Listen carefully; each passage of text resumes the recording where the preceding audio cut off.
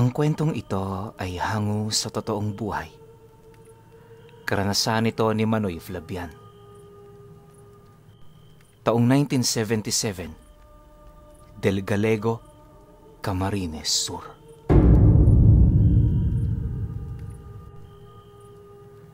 Maraming nilalang ang nagtatago sa bundok ng Labo. Yan ang mga katagang paulit-ulit na inilalahad ng ama ni Manoy Flabian noong siya ay musmus pa lamang. Noong una, hindi niya yon gaanong pinagtutuunan ng pansin. Pero nung nagkaisip na siya, unti-unti siyang namumulat sa isang malalim na lihim ng kanilang pamilya. Pagtungtong niya sa edad na 19 anyos, napag-alaman niya ang tungkol sa pagiging manlalason ng tatay niya. Araw-araw pumapanhik yon ng bundok, hindi para Manila, bagkus kumuha ng mga sangkap. Kalimitan nitong ginagamit ay yung tinatawag nitong ugat ng ud-ud, na nakukuha lamang sa tuktok ng bundok ng Labo. Para sa mga hindi nakakalam, ang ud-ud ay isang ugat na nagmumula sa gabing may kulay pulang dahon. Malalaki ang puno nito, tapos yung mismong dahon, halos ilang dangkal din ang lapad. Madalas din itong tumutubo sa gilid ng mga puno, pero sa mga piling parte lamang ng bundok Labo. Marami ring matatanda ang nagsasabing pagmamay-ari ng mga engkanto yan, kaya kinakailangan nila itong iwasan. Sa maniwala man kayo o hindi, may mga kalugar sila noon ang namatay dahil sa pagkain lamang ng dahon nito. Ayon sa mga taong nakakita sa mga biktima, nadatnan nila yung bumubula ang bibig, tapos pilit nang umuunat ang buong katawan. Sinubukan din nila yung kausapin pero sa kasamaang palad, hindi na nito pinakinggan ang kanilang mga naging abiso. Oras lang din ang tinagal ng mga taong yon bago ito tuluyang humina at kalaunay bawian ng buhay. Magmula noong nangyari ang mga ganoong bagay sa mga mamumundok ng Labo, naging maingat na ang lahat. Sa paglipas pa ng mga taon, bibihira na lamang ang mga ordinaryong taong napapadpad sa lugar na yon. Maliban din kasi sa laso ng ud-ud, may mga naitalang kaso ng pambabagat sa lugar. Dahil dito, mas lalong lumaganap ang mga katakatakot na istorya ukol sa bundok na madalas puntahan ng tatay niya.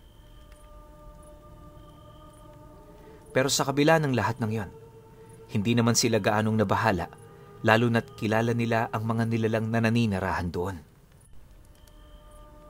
Isang hapon, habang nagbabayo ng palay itong si Manoy Flabian, nasipat nito ang pagdating ng tatay niya kasama ang isang lalaking pinaghihinalaan niyang galing bayan. Pagpasok naman ito sa kanilang bakuran, agad naman siya nitong inabisuhan na pansamantala na munang itigil ang kanyang ginagawa. Dagdag pa ng kanyang ama, itago na muna niya ang kanyang mga kapatid na babae dahil sa may bisita sila. Nang marinig naman niya ang sinabi nito, agad naman siyang tumakbo papasok ng bahay para pagsabihan yung mga kapatid niya ukol sa panauhing darating. Makalipas pa ang ilang minuto, bago pa man niya buksan ang pinto, na siguro na niyang wala nang naglalaro sa pasilyo ng bahay nila. Malinis na rin ang paligid, tapos yung kanyang ina, kasalukuyan ang naghahanda ng makakain. Pagpasok naman ng panauhin, tahimik lang naman siyang nakatayo sa isang tabi. Lahat ng utos ng tatay niya walang pagdadalawang isip niyang sinusunod upang hindi naman yun mapahiya sa kanyang bisita. Maya't mayari ng pag-abot niya ng makakain at inumin na siya namang napapansin niyang hindi nilalantakan ng kausap nito. Bagaman nababastusan na siya sa ginagawa ng taong yon, pinilit niya pa ring umintindi, lalo na't bisita yon ng kanilang padre de pamilya. Hindi naglaon. Nang mapansin din naman yon ng tatay niya, bigla naman yung tumawa habang nagwiwika sa taong yunang. Kainin mo na yan. Wala yang lason. Alam mo kung gusto kitang pagdiskitahan, dapat kanina pa. Hindi lang sa pagkain o inumin na papadaan ang lasong alam ko.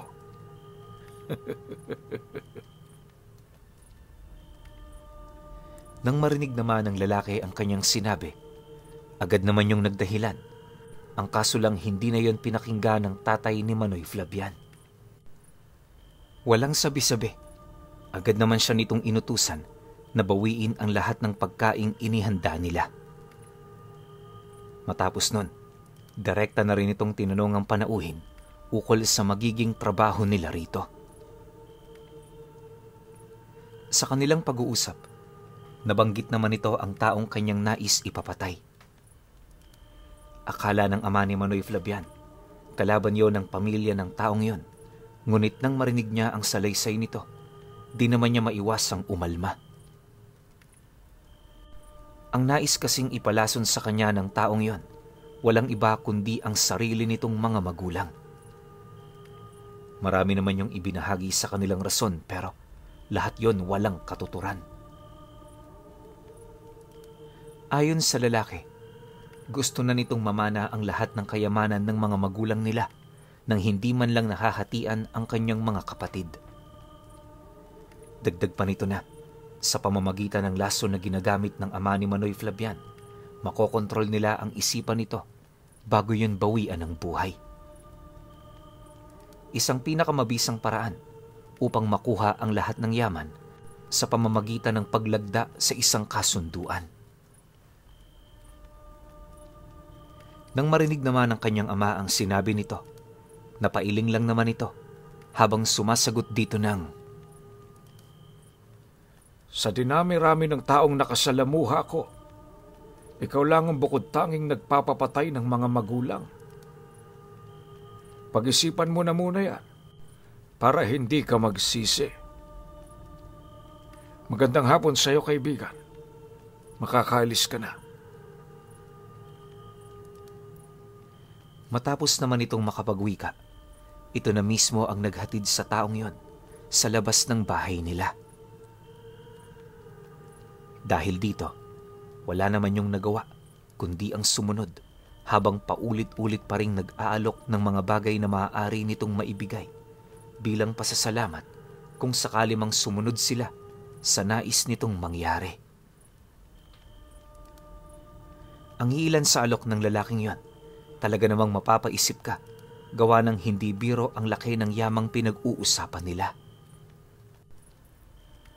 Ang kaso lang, kahit anong sabihin pa nito, hindi na yon pinakinggan pa ng tatay niya.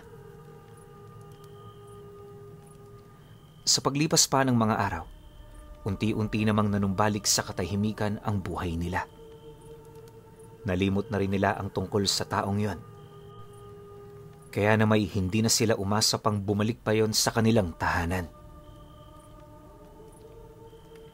Isang linggo pa ang lumipas. Laking gulat na lamang ni Manoy Flavian nang bigla siyang turuan ng kanyang ama kung papaano gamitin ang laso ng ud-ud.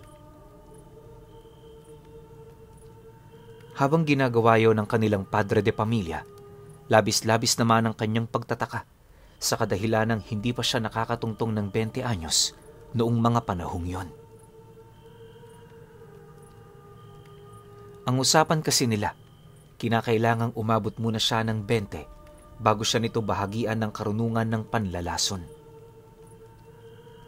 Bagaman nagtataka itong si Manoy Flavian, pinili niyang sundin ang nais mangyari ng tatay niya.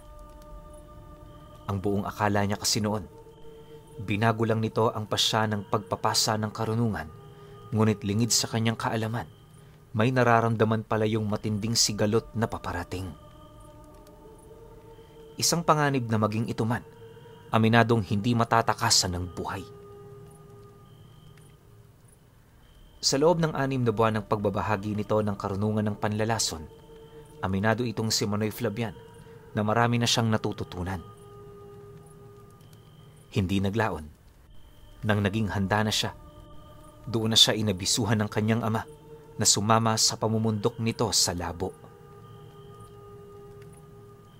Nang marinig naman niya ang sinabi nito, walang pagdadalawang isip naman siyang sumang-ayon, gawa ng matagal na rin naman niyang hangad ang makapunta sa tuktok ng bundok na yon.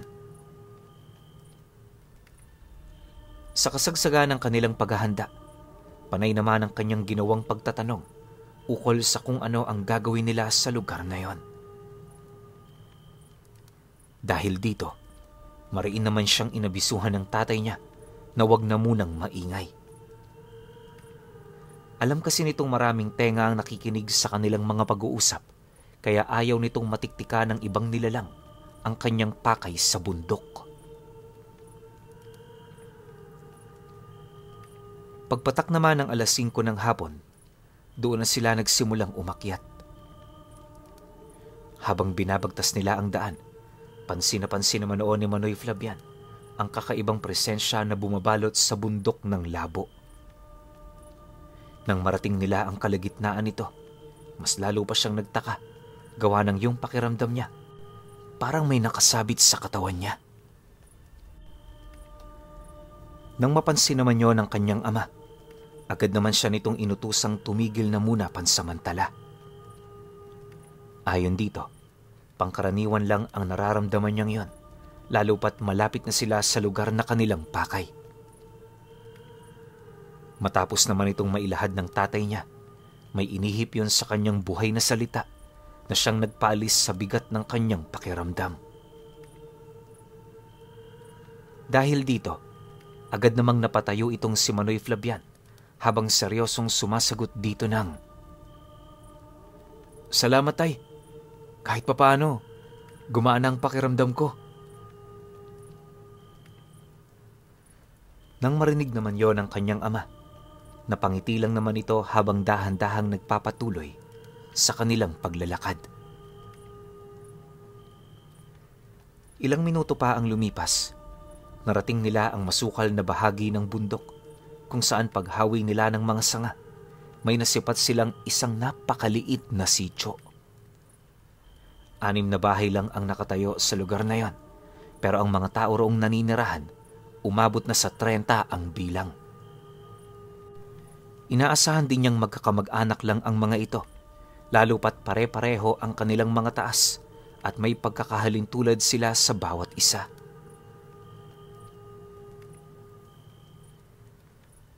Makalipas pa ang ilang minutong pagmamasid, unti-unti naman yung nagsilapit hanggang sa doon na niya napansin yung isang lalaking kasing edad lang ng tatay niya. Pagharap naman ito sa kanila, agad naman itong tinawag ang pangalan ng kanyang ama habang nagwiwika ng,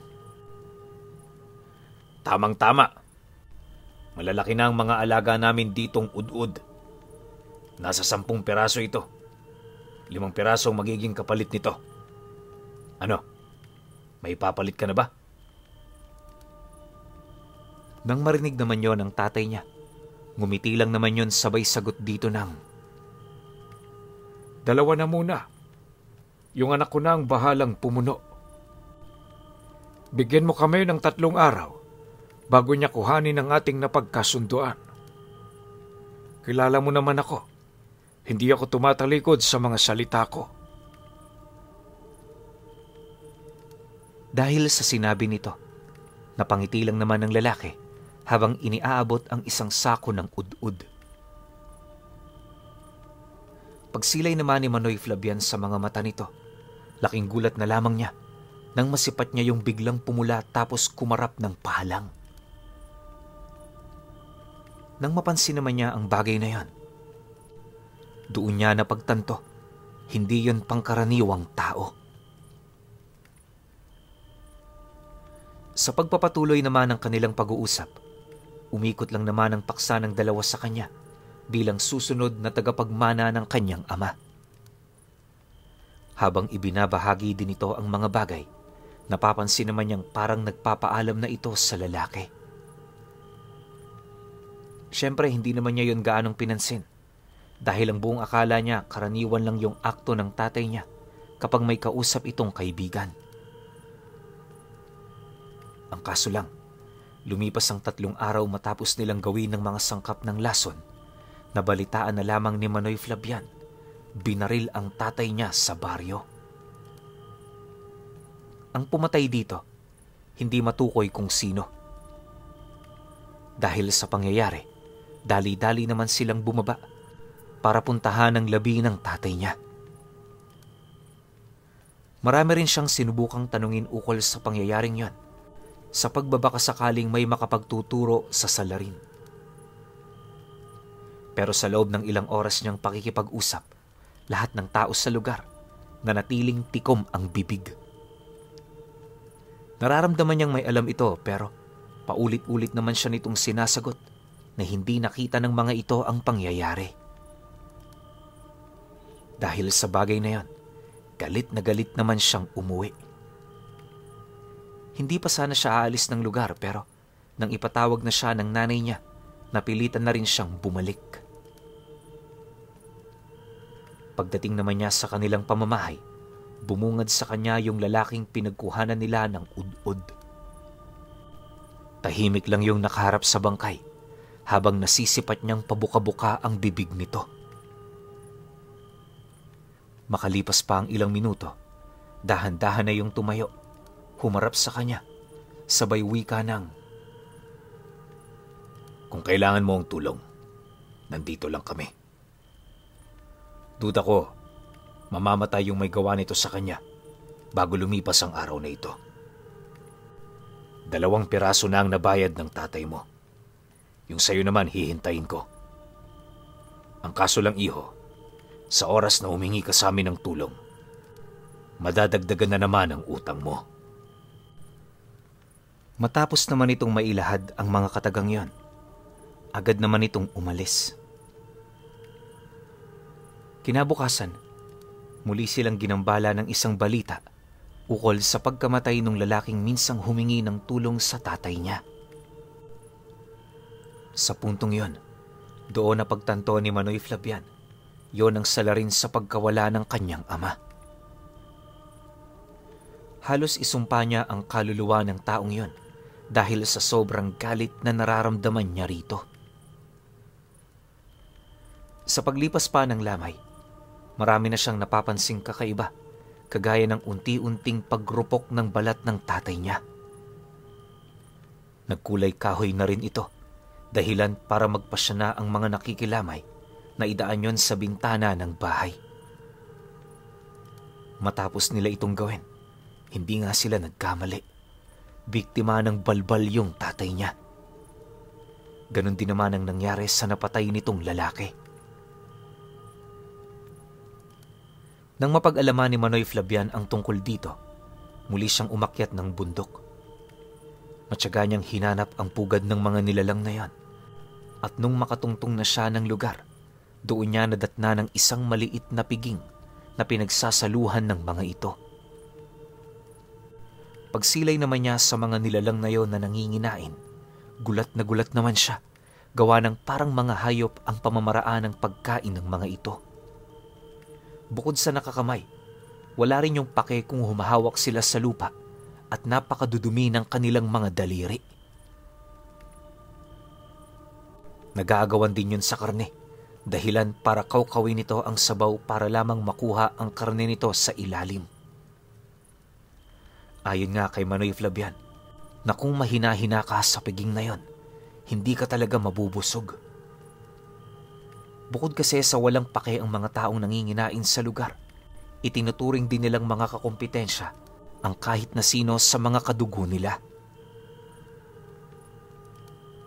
Maya-maya pa, nang matapos ng kumain ang pinuno ng mga ito, agad naman yung lumapit habang itinatanong kung dala na ba niya ang mga natitirang piraso kapalit ng ud-ud na ibinigay nito. Nang marinig naman yon ni Manoy Flabian, direkta naman yung sumagot ng, "Wala pa akong dalang karne ng tao, pero mababayaran ko lahat yan kung tutulungan mo ko. Natukoy ko na kung sino ang salarin. Ang kailangan ko na lang ngayon, mga tauhan." Dahil sa sinabi nito, agad namang nagbahagi ng kaukulang desisyon ng nilalang na yon. Mariin din itong inilahad sa kanya na kapag hindi niya nabayaran ang utang niya, sa pamilya niya yun kukuha. Pagtatapat pa nito, kaya lang naman sila nagkaroon ng ugnayan ay dahil sa alam nitong may makukuha sila doong benepisyo. Matapos naman itong mailahad ng lalaki, tumangulang naman itong si Manoy Flabian habang inilalahad ang araw ng kanilang lakad. Ang nais niya kasing mangyari, patapusin na muna ang lamay ng tatay niya, pagpapakita ng respeto sa nararamdamang kapighatian ng miyembro ng kanilang pamilya. Lumipas pa ang mga araw, nagpatuloy ang katahimikan sa lugar nila. Si Manoy Flabian noon, piniling itoon ng sarili niyang wisyo sa pag-aasikaso ng kanilang mga bisita. Pagsapit naman ng libing, lahat ng taong nakapaligid sa kanilang pamilya, iniwasan niya. Gusto niya kasi noong mapag-isa para naman maipabaon niya sa kaluluwa ng kanyang ama ang kanyang galit at pangakong ipaghihiganti ito habang siya ay nabubuhay. Matapos naman niya itong gawin, matyaga naman siyang naghintay sa pagsapit ng gabi noong mismong araw. Habang nagmamasid sa labas ng bahay, doon na niya pa isa-isang napansin ang pagbabago ng presensya sa buong paligid. Hindi naglaon, laking gulat na lamang niya nang masipat niya ang lalaking naninirahan sa bundok labo na kampanting naglalakad kasama ang mga alagad nito. Pagharap naman ito sa kanya, dahan-dahan naman itong ikinatok sa mesa ang matatalas nitong mga kuko na animo yon ang pamamaraan ng mga nilalang para makiramdam. Nang mapansin naman ito ni Manoy Flabian, agad naman niya itong inabisuhan ukol sa kanilang plano. Matapos ang kanilang pag-uusap, walang pagdadalawang isip naman silang lumakad ng grupo. Hanggat maaari, iniwasan nilang dumaan sa mga daanang nagdudugtong sa ibang lugar nang sa gayoy masiguro nilang walang makakatunog sa kanilang pangkat.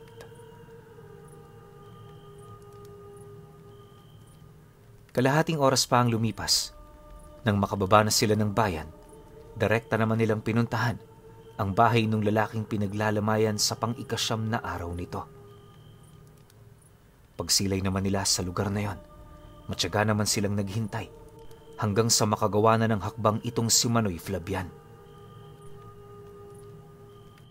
Bago kasi ito tuluyang paslangin ng mga kasama niyang aswang, kinakailangan niya munang lasunin ng mga ito nang sa gayoy maging katakam-takamang karne ng mga taong yon.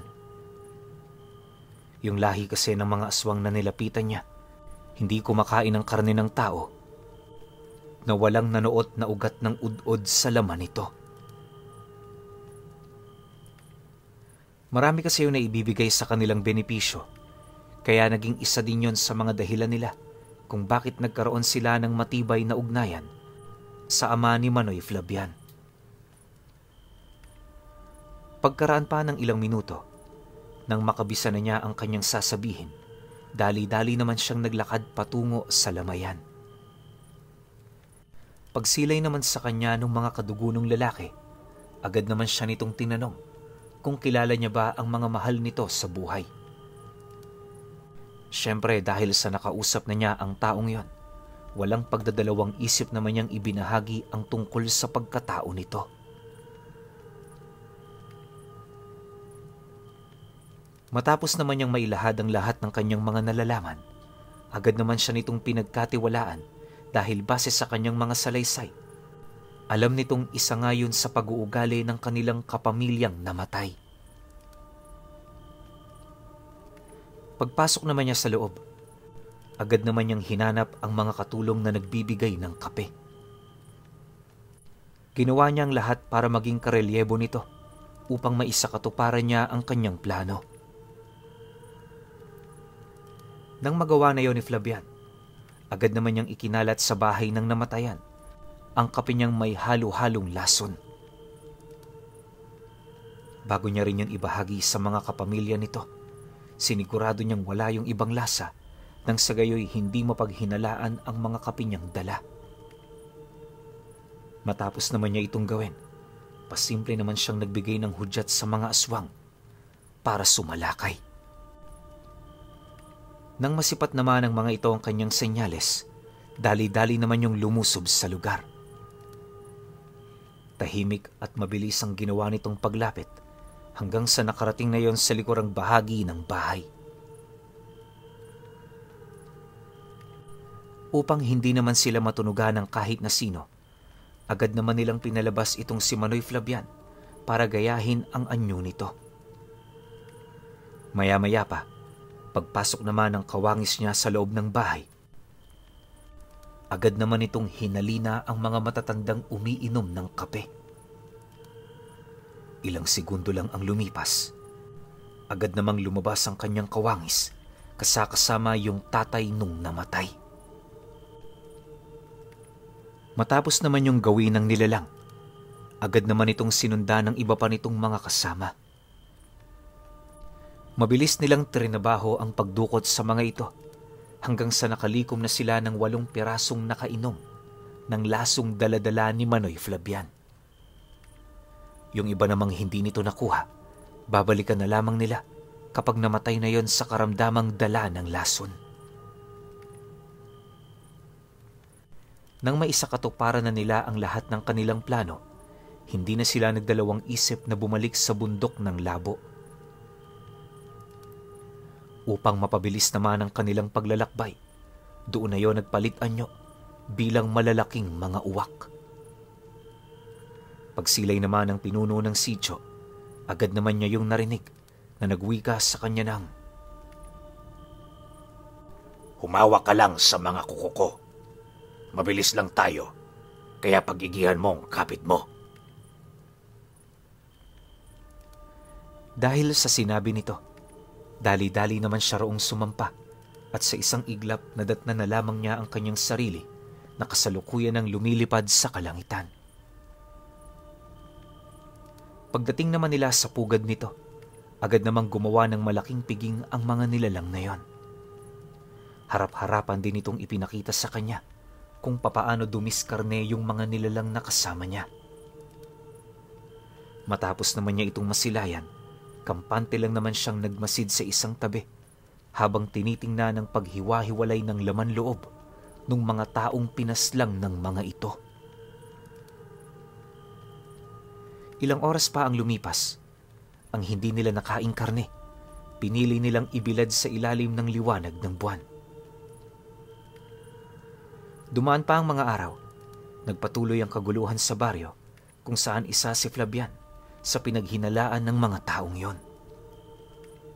Subalit dahil sa tulong ng kanyang mga kakilala, hindi naman siya pinanghinaan ng loob. Sa halip, sinubok niya pa ang mga ito. Halos mag-iisang linggo din yun pabalik-balik sa kanilang lugar, kung saan bitbit ng mga ito ang mga mahaba nilang armas. Siyempre dahil sa kawalan niya ng kabal, aminado naman siyang nasindak siya, pero hindi yun rason upang tumigil siya sa kanyang ginagawa. Alam niya kasing nalaso niya ang mga ito, kaya pinili niyang maghintay na kumapit yon sa katawan ng kanyang biktima. Ilang araw pa ang lumipas, hindi nga siya nagkamali. Kagaya ng inaasahan, namatay ang mga taong yon buhat sa matinding karamdaman. Yung iba rin itong kapamilya, dinukot na ng mga kaibigan niya para kainin. Dahil sa pangyayaring yon, kahit gaano pa man kamakapangyarihan ng pamilyang kinalaban niya, nagawa niya itong magapi. Nang mapagtanto niyang ubos na ang pamilya nito, muli siyang bumalik sa puntod ng kanyang ama para ilahad ang magandang balita. Labis-labis na ibinida niya ang kanyang naging tagumpay, nang sa gayoy kahit patay na ito, malaman pa rin itong natupad niya ang kanyang pangako. Ayon pa kay Manoy Flabian, na magmula noong naisakatuparan niya ang paghihiganting hinahangad ng tatay niya, nagpasya na rin siyang ibaon sa limot ang aral na yon. Marami kasi siyang nakikitang kamalian doon lalo na sa parte ng mga kaibigan niya na tumutulong lang para mapuna ng sarili niyang kapakanan. Bagaman may mga nagawa siyang pagkakamali, hindi naman niya yun pinagsisihan. Naniniwala kasi siya, yun lamang ang paraan para gumante sa mga makapangyarihang pamilya na nang-aapi sa kanila. Pero alam niyo ba, nakasabay ng pagtalikod sa aral ng panlalason ay ang pagtago naman niya sa natitira niyang pagmamay-ari na mga ugat ng ud-ud.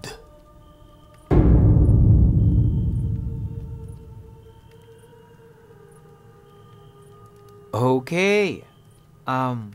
Opinyon ko sa kwento. Ugat ng ud-ud. Sa tanang buhay ko, tsaka sa dinami-rami ng kakilala ko sa Samar, ngayon ko lang narinig yung ganitong klase ng instrumento na ginagamit sa panlalason. Kasi alam ko, ang pinakamataas na antas nilang panlason dyan yun na nga, yung paluha. Pero sobrang kakaiba nitong ud-ud. Tsaka may mga klase ng aswang dito sa kwento natin na to, na kapag nalason ka sa pamamagitan ng ud-ud, sarap na sarap sila sa katawan mo. Kumbaga, parang yun yung salt and pepper nila sa karne. 'Di ba? So, para sa akin tong kwento na to, sobrang kakaiba to. Kasi sa pagkakaalam nating lahat, kapag sinabing karne ng tao, gusto na ng aswang yan Pero itong lahi ng aswang na to na hindi na nabanggit, gusto pa nalason sa ud-ud. Kaya ngayon, nagkaroon ng koneksyon yung tatay neto ni Flavian sa lahi ng aswang na to. 'Di ba? Sobrang ganda ng twist na yon. Di mo akalaing mangyayari, naging kakampi pa nga ni Flavian Pero overall, para sa akin, tong kwento na to, mas maganda pa sana to kung mas nabanggit pa kung sa nagmula, sinong may gawa, o bakit gustong-gusto ng mga aswang yung ud-ud. 'Di ba? Kung napaliwanag yun, okay na ako, satisfied na ako sa kwento na to. Pero kasi parang walang explanation, so para sa akin, bitin pa rin ako sa kwento na to. Kaya tayong lahat, magkakaroon na lang ng diskusyon sa comment section. Kaya, kung may opinion kayo sa kwentong ito, comment nyo lang sa baba. Yun lang. Hanggang sa susunod na kwento. Salamat.